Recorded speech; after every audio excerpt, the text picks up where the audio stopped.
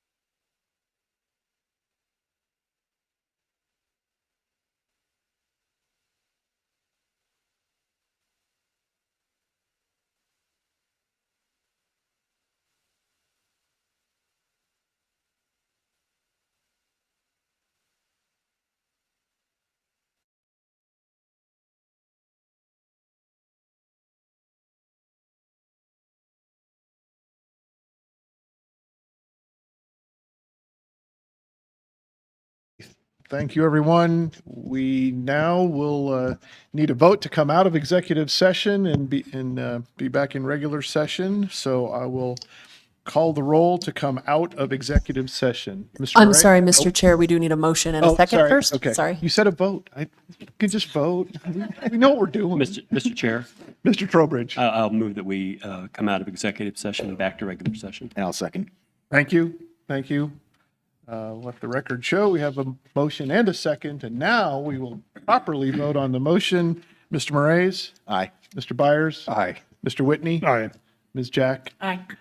Mr. Trowbridge? Aye. Mr. Carlson? Aye. Mr. Shipples? Aye. Mr. Smith? Aye. And I will also vote aye. So we are now back in regular session, and we will turn to Ms. Sego for a comment.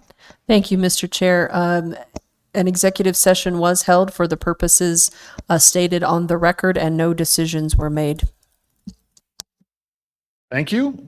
But we did get some valuable information. We appreciate that. And now we'll continue our discussion. We've heard from the applicant and and staff and public comment.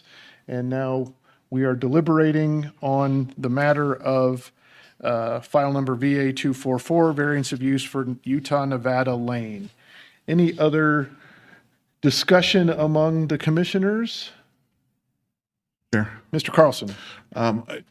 I just would respectfully disagree with my fellow commissioners here that I think the approval criteria, the second section says that the variance will not be detrimental to the surrounding area. Also states it will not be detrimental to the health, safety, and welfare of the inhabitants of the area and the county. And I think based on, the almost, 10 negative inputs we've had, it's no doubt detrimental to the area. And as noted by one of the folks that talked, that this road is preferable to others during inclement weather and therefore it'd be a safety issue. Thanks. Thank you. Any other comments or discussion? Seeing none, we'll entertain a motion on agenda item 5B, file VA 244.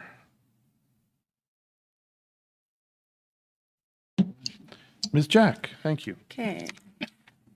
Mr. Chair, with regards to agenda, let me get this right. Agenda item 5B, file number VA 244 for a variance of use Utah Nevada Lane with 3 conditions, 4 notations. I move for approval for that with 3 conditions, 4 notations, no water and sufficiency is not applicable, and I move that it be forwarded to the Board of County Commissioners for their consideration. Thank you, Ms. Jack.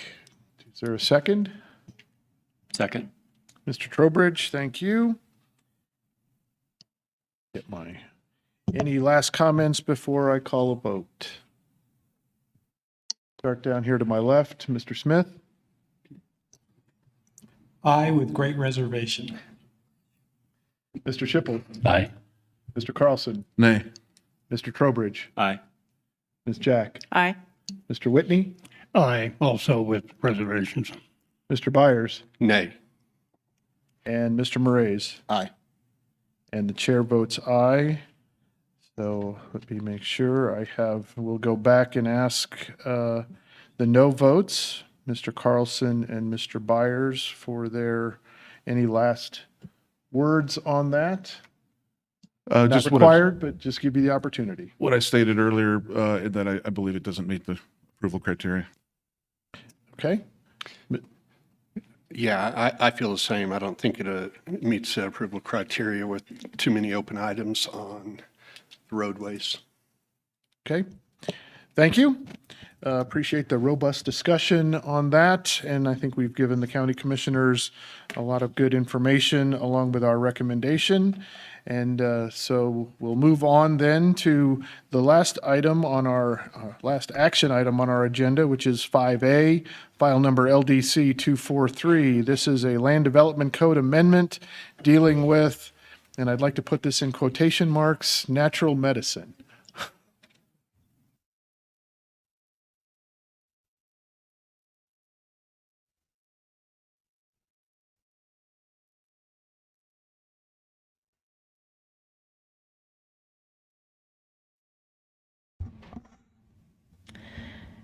Good morning, Commissioners. For the record, Megan Harrington, Planning Director.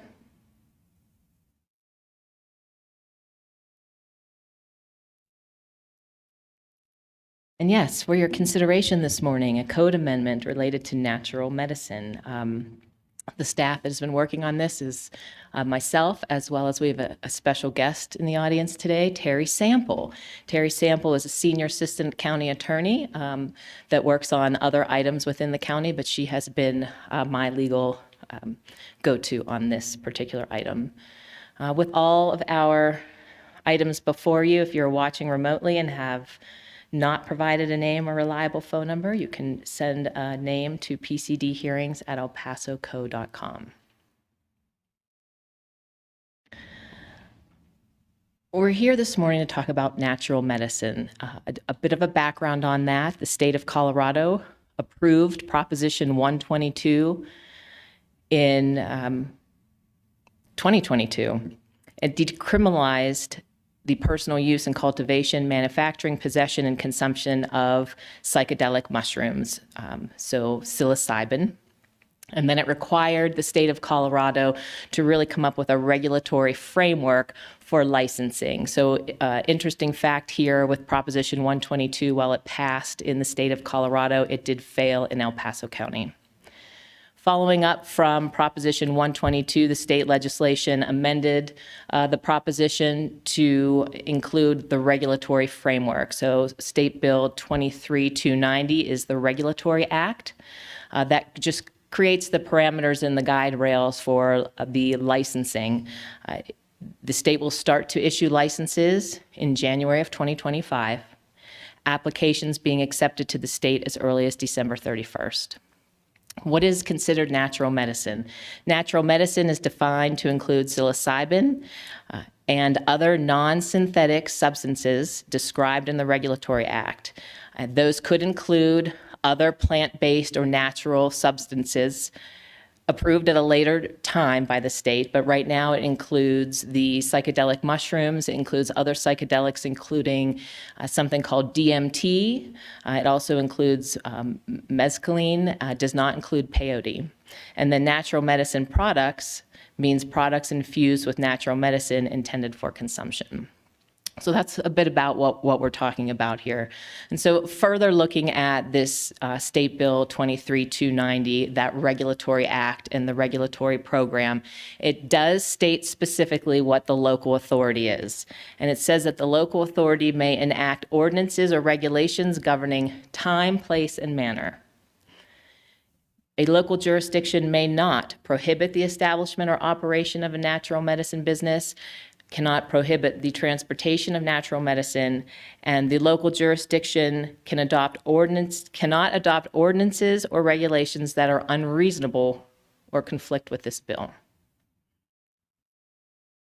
So what can be regulated? Again, time, place, and manner. So hours of operation, place, zone districts, buffers or setbacks from other uses, how the facility functions, the design of the facility. And when we're talking overall about these natural medicine businesses, there are 4 types of state licensed facilities. There's the Natural Medicine Healing Center, Natural Medicine Cultivation Center, product manufacturer, and a testing facility. So those are the 4 types of state licenses that fall under the category of natural medicine business. So specific to what staff is proposing here today, we are proposing time, place, and manner regulations related to the natural medicine. First piece of this is a section of definitions. These definitions come straight from the state statute. I won't read through these, they are in your packet. Natural medicine business is an important one because it outlines that it's any of the following entities licensed under the Regulatory Act, and that's the Healing Center, Cultivation Facility, Product Manufacturer, Testing Facility, and any other licensed entity. And then we go through what the cultivation facility is. A natural medicine facilitator is an individual who works in a natural medicine healing center, and then down through some other definitions. There are 3 definitions in this list that I want to tell you I am going to clarify in Exhibit A of your resolution.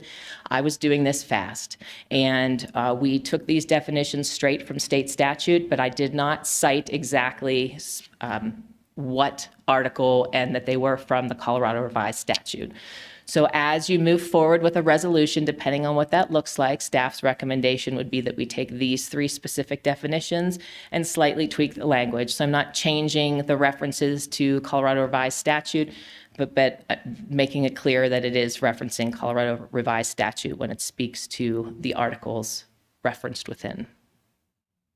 Mr. Chair, Yes, Mr. Trowbridge. Ms. Harrington, could you go back a couple of slides? I have a question. About the, one more, go forward one more, sorry. Sorry, The definitions. the other way. Nope, the other way. Definition? No. Go for, yeah, there you go. Are we allowed to, for these facilities, could we specify, for example, that we could merge any of these together in the sense of you can't have a separate testing facility from a manufacturing facility? That you can or you can't? That you can't? For example, could we require a testing facility to be co-located with a manufacturer? Okay. Terry's going to look that up. Okay. And she's going to look specifically into the Regulatory Act and how they're licensing, because there's some specific language in there related to, again, what we can and can't do and what we can require. And so she's going to look to see if we can find that answer for you. As I was going through this, I find it odd that I would think you would manufacture and then you would test in the same place, but obviously they have it separate for a reason. So I'm just wondering, could we require that they be co-located? So Yeah, does that next slide have those definitions on there? It's a great question, 'cause I would imagine that there's some testing involved with any manufacturing, but this doesn't really distinguish it enough. Okay. And Terry, We'll look again, it she'll look that up and get back to us. My understanding from just what I have heard as well is that you can apply for multiple licenses. So there's nothing prohibiting you from co-locating, just as in medical marijuana, and how you can have the different types of processing, sales, but we'll have Terry get an answer for you. Excuse me, can I ask a question? Yes, Mr. Carlson. Is there, in seeing these different, there's the cultivation and the manufacture and then the sale, I guess, is there, I don't know enough about the drug to know, but can you just grow the product and then sell it? Or do you have to, is there some process that has to be applied to it in order to be useful as whatever we're trying to do here? So there's 2 parts to that. If you are if you are receiving treatment at a natural medicine healing facility via a natural medicine facilitator, you are required to stay on the premises. So you cannot go and buy your natural medicine from a facilitator and go home and take that medication. There is, however, a part of this that I will get to that is and does allow personal cultivation where you at your home can grow a specific amount of the psychedelics. Yeah. Let me finish if I could. I'm concerned about the difference between cultivation and manufacture. So cultivation, you're growing these things, and then you can just sell them or eat them? Or is manufactured, there's some process have to be applied to that product in order to make it useful? Does anyone know? I guess just like pretending to be a lawyer, the natural medicine product is infused with the natural medicine. So that implies that you don't just eat a mushroom, right? You got to do something else Put with it in something. I guess. I don't know. Rub it on a pill or something and something. I think even in the definitions, it says that the product manufacturer can be combined with a cultivation center. But it implies a second It's step. second step, It right? implies another step. That's what I thought that's what Jay was getting to, but Sarah, go ahead. Well, my only question is, it says the licensed facility for a healing center. Do the people, the providers, is like a nurse? I mean, are they licensed as well? My understanding is yes. There it is. The up there. Regulatory Act does require a license for the facilitator and a license for the establishment. These are all licensed through the state. Okay, thank you.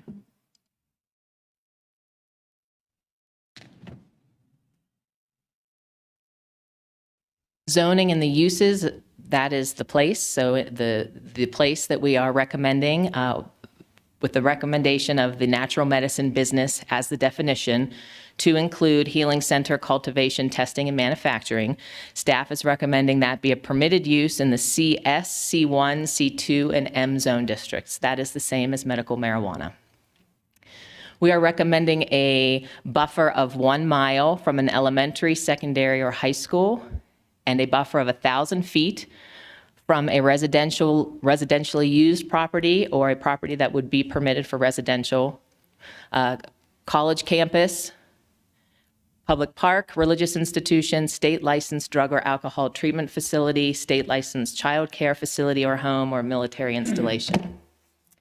And when we speak to those recommended setbacks or buffers, the distance is computed via a direct measurement of the route of direct pedestrian access. That is how we measure distance setbacks for medical marijuana facilities. That is how the state regulatory act stipulates that distance requirements from the licensing perspective be regulated, and this is what we would anticipate rolling into the zoning code on how we measure these distance requirements. Chair, just real quick, Ms. Harrington, based on our conversation a little earlier, one question I had is I thought I saw in earlier recommendations that the 1,000-foot buffer where colleges are concerned be from the principal campus of a college, et cetera. I like this much better, quite honestly, because I don't know what a principal campus is as compared to a satellite campus. But so you're recommending we take out principal and just say campus? No, this is just the shortened Okay. version of my slide. Exhibit Okay. A does say principal because, again, the language related to the 1,000 feet is taken directly from the medical marijuana licensing Okay. resolution that the Board of County Commissioners adopted several years ago, and it does say principal campus. My understanding from speaking with the county clerk is that they are looking at a main campus. Okay. So not a downtown night school once a week kind of thing. You're talking about UCCS, for example. That is my understanding of how it has been interpreted in the past. There is a layer, a GIS layer, that denotes where these principal campuses are, and that is what the county clerk had been using related to the licensing of the medical marijuana. Perfect. As long as there's a track record that people know what a principal campus is, we're fine. Mr. Carlson. Can you explain that last sentence down there, the distances? So I understand that it's a direct route of pedestrian access, but it seems to be from the nearest portion of the natural medicine business, but I'm unclear as to from what? From the property line of a school or what have you, or from the front door of that, or? It's from the nearest property line of the school Okay. to the portion of the building in which the natural medicine business is located, determining the route of direct pedestrian access. Will there be the opportunity for people that would be approaching the planning department and asking, could there be some disagreement on that? There absolutely could be. We would either have to measure that out using GIS or would physically need to go out with a measuring wheel and walk a direct route. So, And so it's from the property line of the school or what have you, but then to the building, nearest portion of the building of the medicine place. Correct. Okay, thanks. Mr. Chair, Yes. I just had a couple questions on this one. So just going with that, since we're on that topic, these two facilities, let's say a school and a natural medicine business, could be back to back to one another, where the 1,000 feet, you would have to walk around the block. Right, they could be opposite of one another, where their backyards touch. Let's put it that way. But the 1,000 feet, because the block is long enough, it's going to be more than 1,000 feet to get from the property line of my residence or my college campus or public park or religious institution to the building.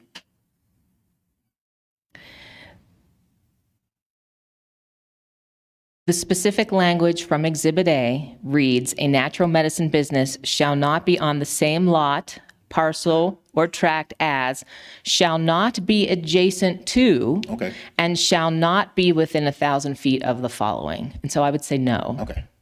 But it could be around the block. It could be around the As long as it block, wasn't adjacent. It could be. as long as it's not adjacent. Okay. Okay. Two other questions on this one. And I think I know the answer to this, but the CS allows childcare centers in them. What would happen is if this is established and somebody wants to come in and put a childcare center in CS, would they be told, no, you can't because there's already an existing natural medicine business within 1,000 feet or whatever, a mile or whatever it is? Yes, but can we hold my answer to that until Okay. until we look and talk about the maps? Okay.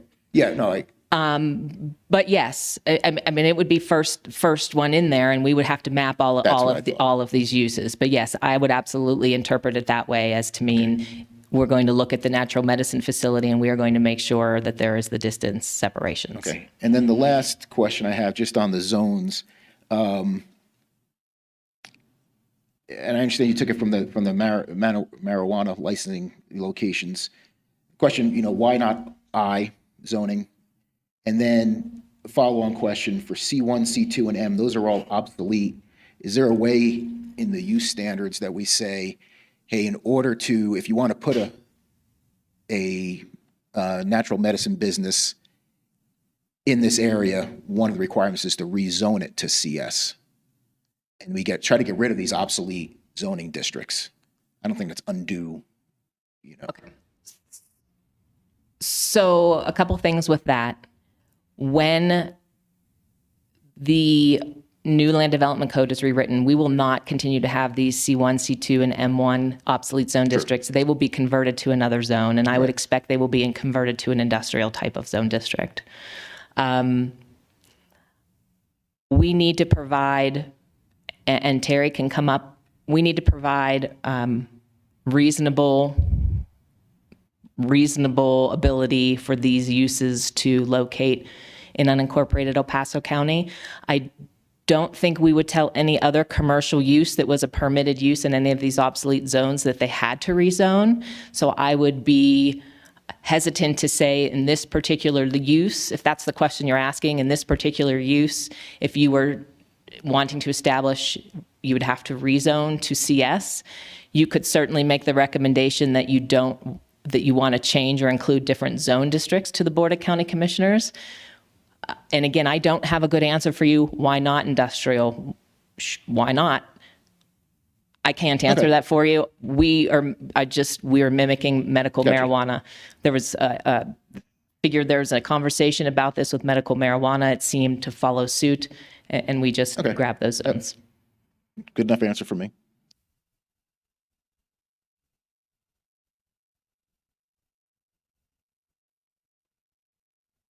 Looking at time and manner. Recommendation for hours of operation, only between 8 a.m. and 5 p.m. Monday through Friday. And then other design standards, development standards related to the use. Again, this exact language is in your packet. I didn't want to go through all of this in the slides. There's language related to public view of the natural medicine business, lighting, storage, odor. I don't know if there will be odor. I know there is odor with marijuana. Again, finding design and development standards that were relatable. We're pulling these from marijuana.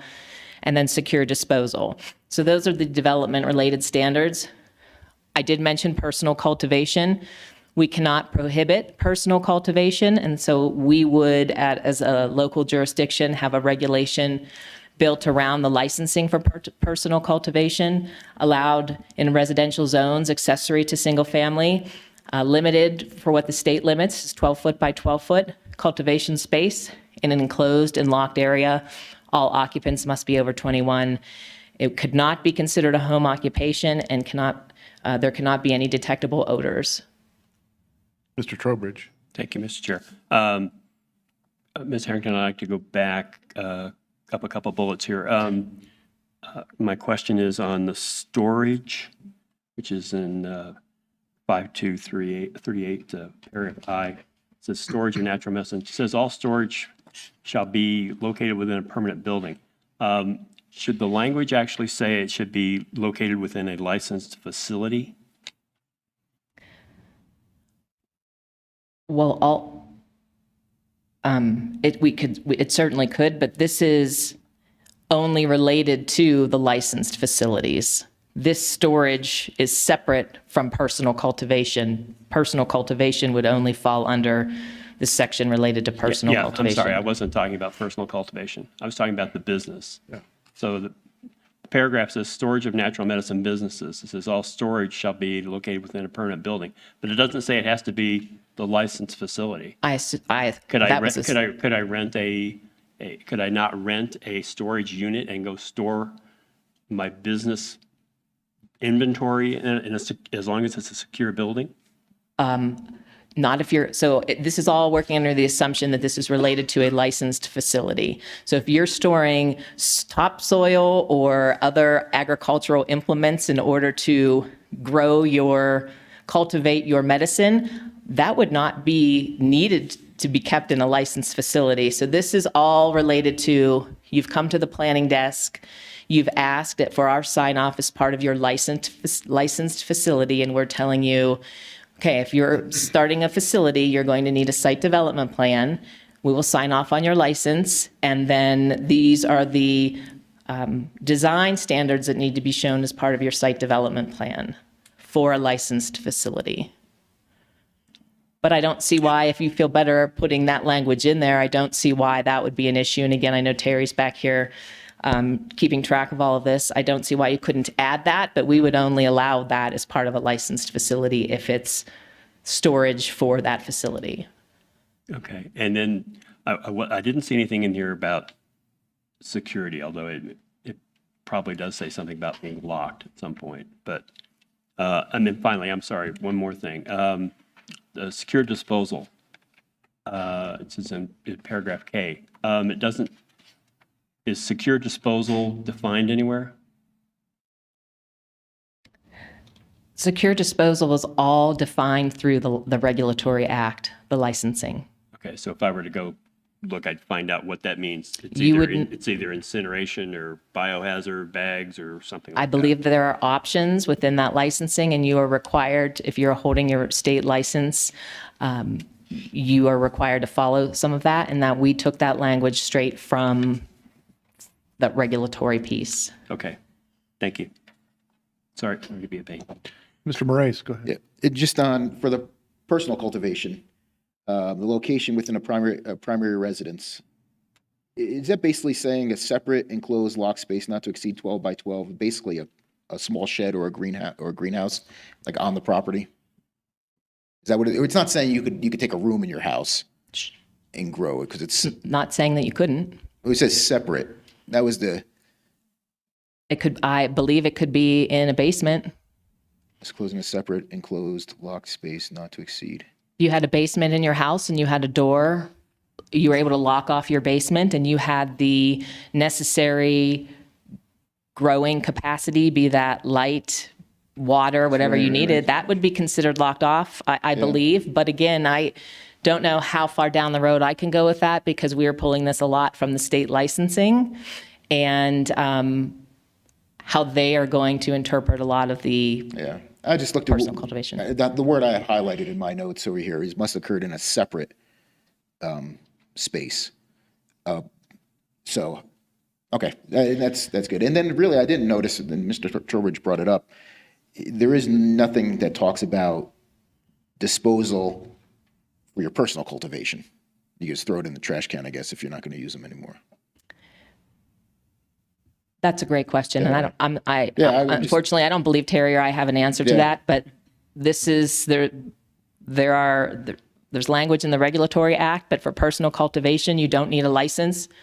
You don't need to go through the state process, and I don't know what would happen. The same way that I don't know who is enforcing what the locked space looks like. Exactly. I don't know who's enforcing that or what that is. I believe that there are a lot of questions at the state that the state is still working through, and hopefully they are going to publish some of that out to the local I'll answer that municipalities. question. Nobody's going to be regulated. Nobody's going to be watching this. It's just going to happen.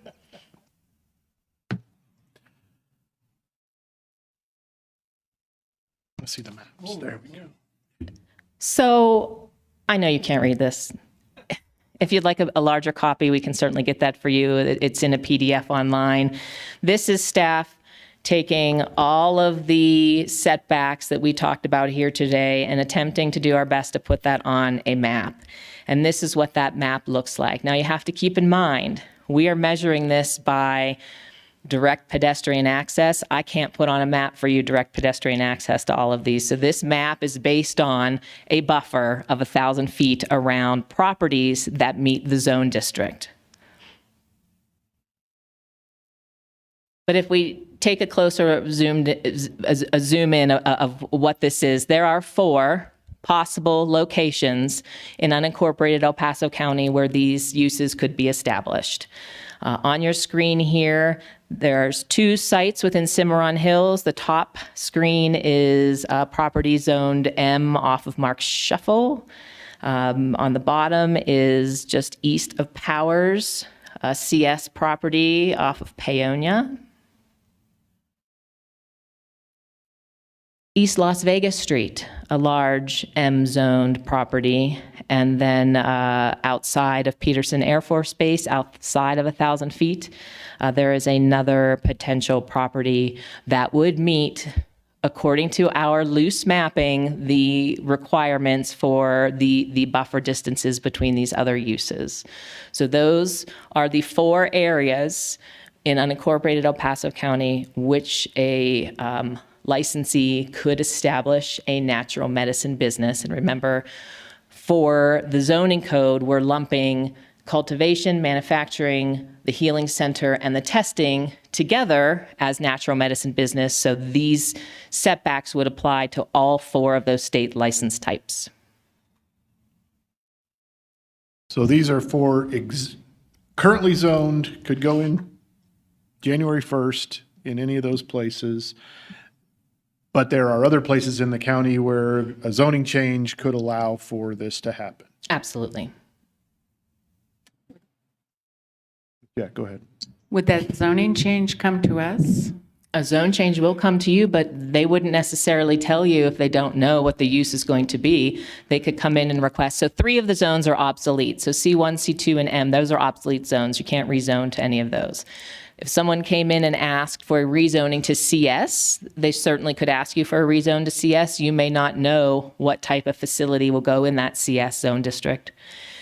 If that were to happen and then the licensee asked the county planning department if they could have a natural medicine business, then we would have to go to our mapping and look at all of the buffer requirements related to that to determine if they could truly establish it at that location. Just real quick, the city is doing this as well, right? So are they going to mirror what we're doing here?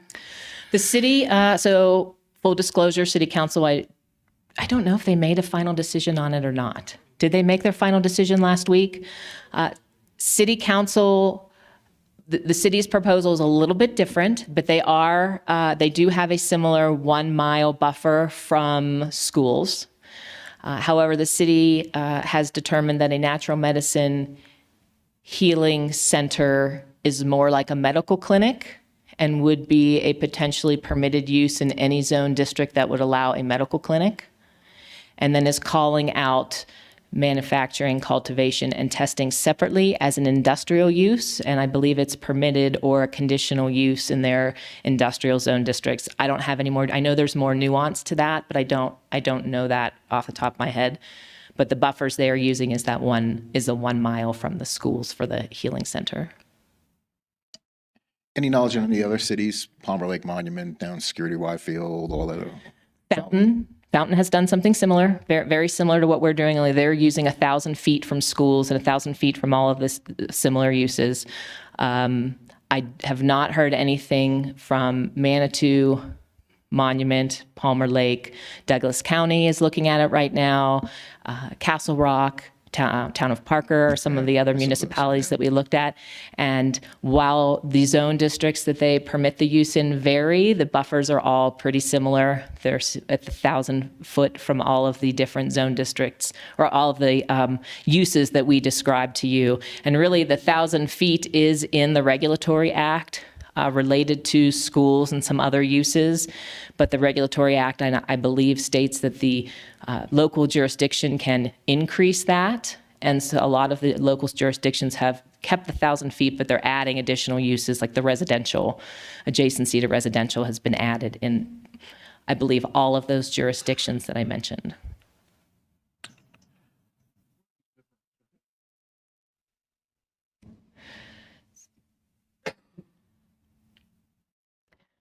So there, yeah, down there in the corner is our legend of all of the different buffers from the uses. The only buffer that's not on here, which I don't believe is going to change anything, is religious institutions. We do not yet have a layer for religious institutions, and so we are working that out.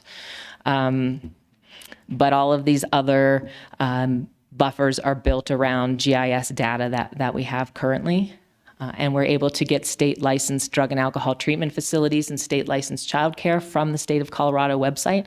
We can download those periodically, and we will have the most recent data to use when we are approached about location. Sure. How do you define a religious institution? Is it by zoning? Is it by, there's so many of them that are just in a shopping center. They're 1,200 square feet. There's some guy decided to open a church. Is that a religious institution just because it says church on it? Yes. Okay. Thank you. Terry?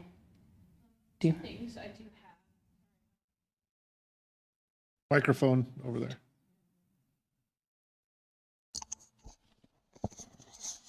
To have my laptop plugged in. So for reference for Mr. Moraes, I do have the Colorado criminal statute that applies to the personal use, which is 18-434. I know you were asking questions regarding that and the personal use. That's the only thing that limits the personal use, is that criminal statute. Also regarding, I'm not sure, Mr. Trowbridge, you asked about having the facilities on the same plot. There's nothing that states that they cannot. However, there is something in the bill that states that one person or facilitator may not have a financial interest in more than 3 natural medicine businesses.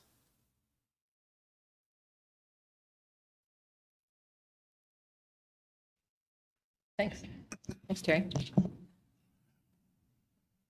I've got a question. I don't recall the timeline on the land development code rewrite that we're going through. If we know we need to establish some rules for immediate use.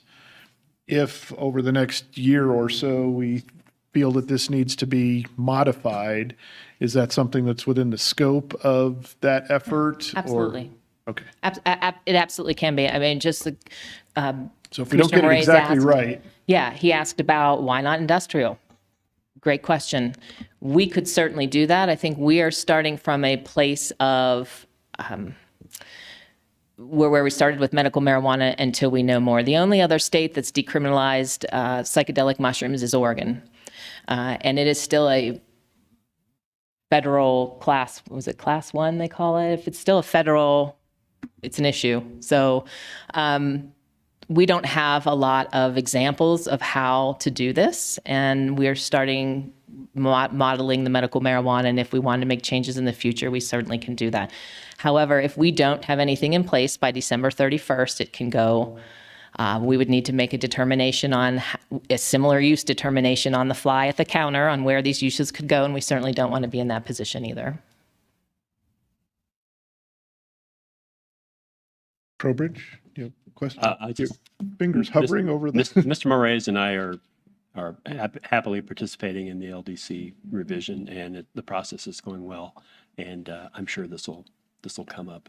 But I want to also take the opportunity to thank Ms. Harrington for getting this put together so fast, because I know it was pretty short time, and so she and her staff are to be commended for getting this done. And Well, thank getting you. it in And front of us. there were a couple errors that we were able to correct, and I think that just was just with the speed at which we were moving. Anything else? Thank you. And if you're ever curious about psychedelic mushrooms or what's happening in the natural medicine industry, you just let me know, because I know a lot now, and I'm happy to share my knowledge. To that point, I do have a question then. Is synthetic, whatever this is called, under the natural guise? They do synthetic, Psilocybin or? So the way I read it, and I don't see if there's an attorney ends up tapping me on the shoulder. The way I read it, it is very specific to natural plant-based psychedelic medicines. And so I don't know yet if there is a synthetic psilocybin. Is there? Yeah. This is pertaining to the natural from that regulatory act, and any other natural plant-based psychedelic that could come up in the future is For the legislature encapsulated to in handle. that. Yes. And so if it's anything synthetic, I don't believe that it captures that, and it's not covered. good. Okay. Anything else? I didn't know if you're reaching. I was going to make a motion. Okay. Thank you. Let's do it. Mr. Chair, with regards to agenda item 5A for file number LDC 243 for El Paso County Land Development Code Amendment for Natural Medicine, I move for approval in accordance with the attached resolution, and that this item be forwarded to the Board of County Commissioners for their consideration. Second? Give it to Whitney. We'll give it to Mr. Whitney over here. Thank you. Oh, no, I Oh, didn't say you that. didn't? No, I it was believe me. Mr. Smith. Okay. Mr. Smith, yeah, Okay. yep.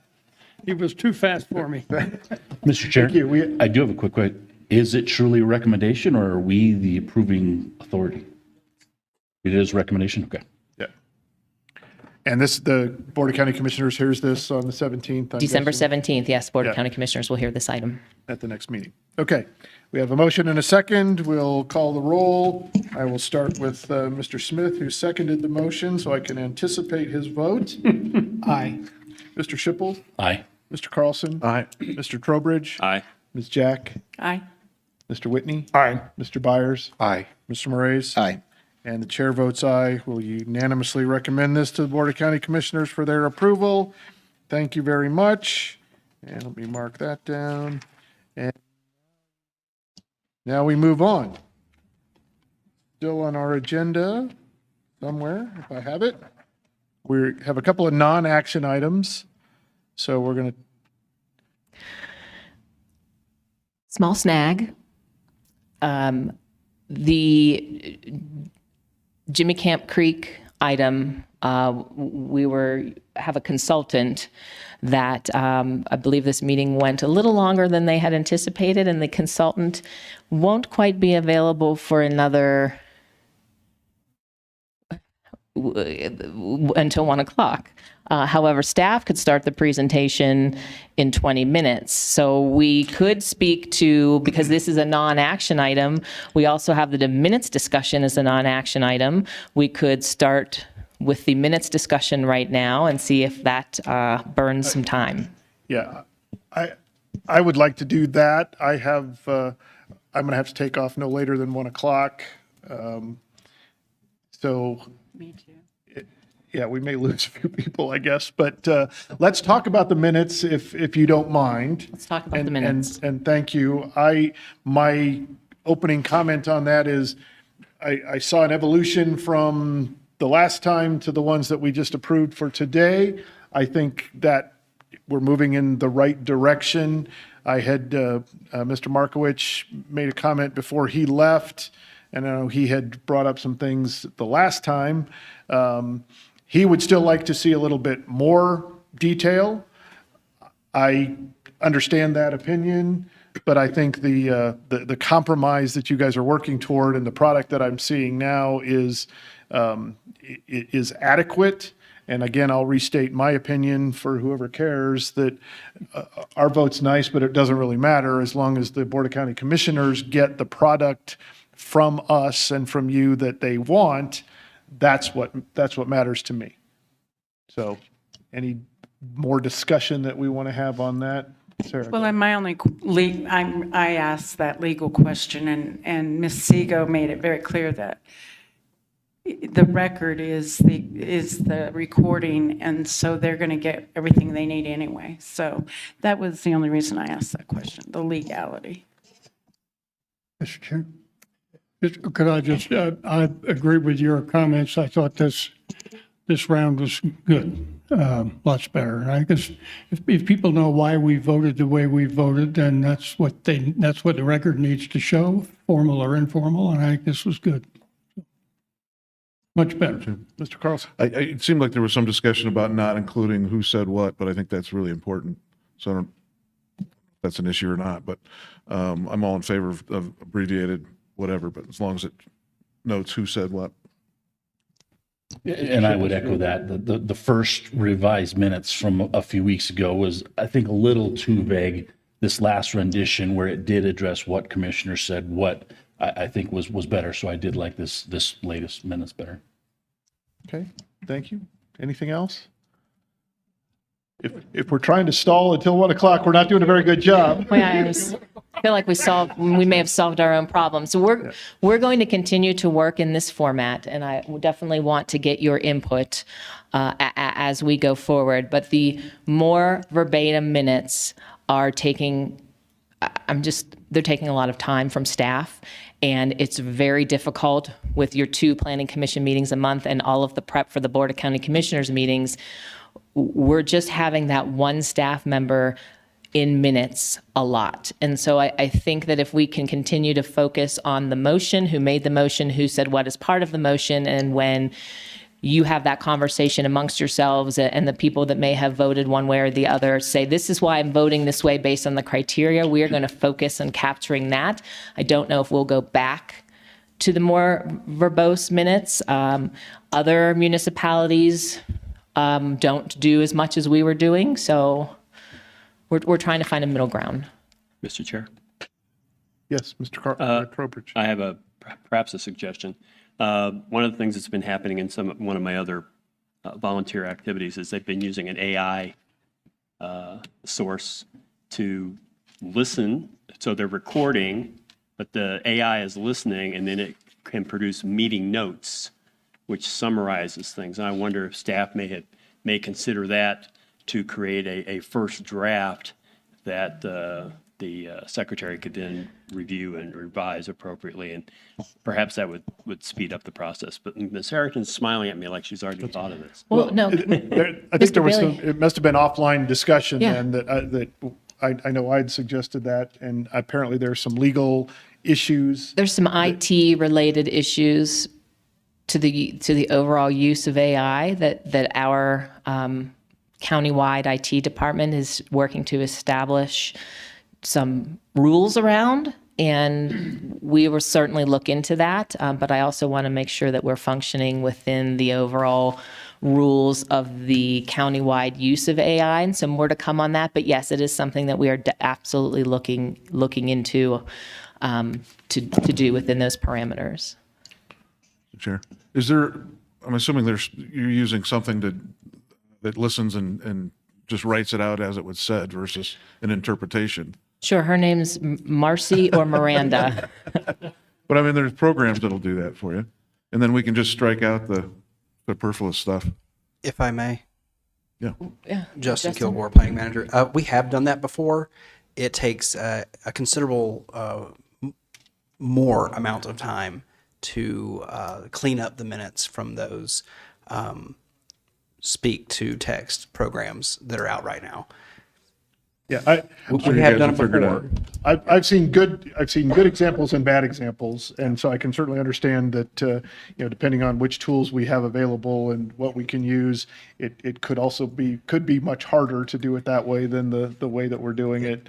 And I'm sure that you will continue to follow the technology and make sure that we use the best tools that we can and we're able to that meet all the criteria that we need.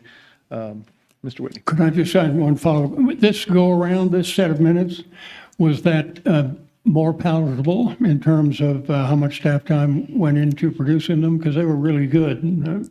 Yes, I believe that it was after we had that last informal Right. conversation with you all. Right. Yes, that is Yeah. much better for us than where we Okay. had been previously. And I think for most of us, I think you've heard all of us say they were much better for us too Okay. this time around than the first cut we took at it. So, yeah. We'll continue down that path. I mean, trust me, let me know. You're not going to hurt my feelings. We will do what we need to do. I just also want to be respectful of staff's time and everything else that they have going on in the office, but meet your needs as well. And so I want to be respectful of that. So I've killed, I guess, as much time as I can kill here. I think, I think if anything, if it were to me, I would focus on, if you're going to try to shrink these down, really what our consternation, or what our negative comments are on these applications. So then when we look at them in the county commissioners can kind of see what we were kind of debating, what we were kind of having some heartache over. And then at the same time, we want to look back at them. We can kind of go, okay, for this project, even though it was a rezoning, when the preliminary plan came up, what were some of the issues that kind of carried over? And you can look back real quick versus watching the whole video. Yeah. That's where I would say to focus on your shrinking stuff down. No, I think that's good. I forgot one thing and I'll just say it here in public. The reference to the public comment from last time about the Buc-ee's, it seemed to suggest or imparted on the speaker some level of authority. And what we really got was an opinion, I think. And so that's the only caution I would say is we want to be sure that, if we have an expert opinion, that's great. If we just have somebody, and I don't remember the terminology that came across that just struck me as, wow, this angry lady is some kind of an expert and we should give her opinion some credence. That's not necessarily what we're looking for. So maybe just being careful to be as neutral as possible in some of those things. And There were so many angry ladies at the last hearing. I'm not sure which one you were referring to. yeah, the only one who talked about Buc-ee's. Okay, good. Thank The you. only one who Thank you. talked off or in Thank the Thank you for clarifying. yeah. No. And one of those angry ladies approached me at church on Sunday about this because they had watched the hearing. I think the suggestion is we should adjourn for half an hour or so. I'm guessing. Can he come back? He's actually in Denver, so he was going to do it online, but he had another commitment that took up the 12 to 1 timeframe. So, I mean, I don't mind starting it. It sounds like some people are leaving, so I'd rather start it so you guys can hear more of the presentation and then he can join in when he can, if you want us to do that. It's, Mr. Chair? yeah, it's not an action So- item, but Right, but I was wondering who It's- I who mean, needs it's to the first leave, and hearing if for you're the leaving, approval, and so- Mr. Carlson leaving, Yeah, who's but- going to chair the meeting? Mr. Carlson and I have spoken. He's going to take the rest of the meeting, I think. But I don't want to stay here for 3 hours, so. Oh, Well, this isn't going to take 3 hours? okay. Okay. I think what I want to do, let's take a 10-minute break. We've been sitting here for a while, I think. We can, so there, 2 hearings are required. One is kind of the first hearing, and then the second hearing would be when you actually approve the plan. I don't know that we have any requirement. We're not under a deadline. So I mean, we could push it if the planning commission would rather do that, so we could make the full presentation. I would say if there's not a hard timeline on this, if we can wait and hear it in the middle of January and then approve it at the beginning of February, that I think that's the sense that I'm getting around here. You guys, Ms. Harrington, Mr. Kilgore, you have a better sense of what's coming up on the calendar. Are we gonna kill ourselves on those 2 meetings if we skip this? It'll give you more time to read the, Give you more time to read We've Jeff's had it. material. We've read it. We're all prepared for these meetings. We We've will all not, read this. we will not have a meeting on December 19th, so we're not having a Correct. meeting in 2 weeks. Yeah, that's why I said middle of January and then 1st of February. So we're not going to see you for 6 weeks? What happens if you forget all of the Jimmy Camp Creek drainage information before the middle of January? All right here. Yeah, And that's Justin? why we have the expert, the consultant and expert staff to remind us of the nuances that we need to know about. I believe our next meeting is January 16th, and I have nothing on the agenda for that so far. Okay, very good. I think if there's no objection from staff, we'll call it a day. Thank you very much. Happy holidays, Merry Christmas, Happy New Year. We'll see you in January.